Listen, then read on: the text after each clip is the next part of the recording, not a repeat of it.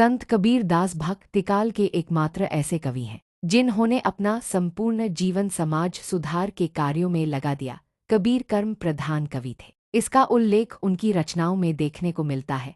कबीर का संपूर्ण जीवन समाज कल्याण एवं समाज हित में उल्लेखनीय है। कबीर दास का जन्म सन 1398 लगभग लहरतारा ताल काशी के समक्ष हुआ था। कुछ लोग कहते हैं कि कबीर जन्म से ही मुसलमान थे और बाद में उन्हें अपने गुरु रामानंद से हिंदू धर्म का ज्ञान प्राप्त हुआ। कबीर के माता पिता के विषय में लोगों का कहना है कि जब दो राहगीर नीमा और नीरू विवाह कर बनारस जा रहे थे तब वह दोनों विश्राम के लिए लहरतारा ताल के पास रुके।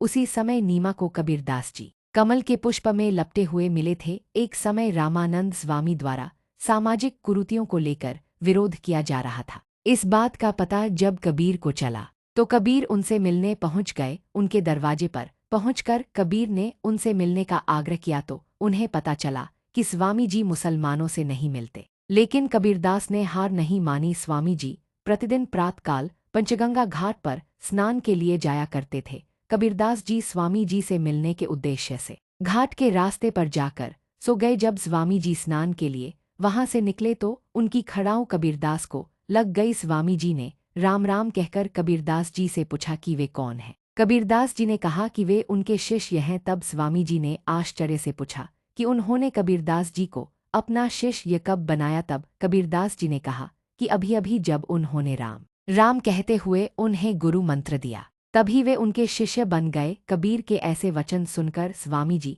प्रसन्न हो गए और उन्होंने कबीरदास जी को अपना शिष्य बना लिया। कबीरदास के गृहस्थ जीवन की बात करें तो कबीर का विवाह वनखेड़ी बैरागी की पालिता कन्या लोई के साथ हुआ था। उनसे कबीरदास को दो संतानें थीं, पुत्र कमाल और पुत्री कमाली। पूर्णविराम कबीरदास का पुत्र कबीर के मतों को पसंद नहीं करता था। इसका उल्लेख कबीर की रचनाओं में मिलता है। कबीर ने अपनी रचनाओं में पुत्री कमाली का जिक्र कहीं नहीं किया है। कहा जाता है कि कबीरदास द्वारा काव्यों को कभी भी लिखा नहीं गया, सिर्फ बोला गया है। उनके काव्यों को बाद में उनके शिष्यों द्वारा लिखा गया। कबीर को बचपन से ही साधु संगति बहुत प्रिय थी, जिसका जिक्र उनकी रचनाओं में मिलता है। कबीर की रचनाओं में मुख्यतः अवधी एवं साधुक कड़ी भाषा का समावेश मिलता है।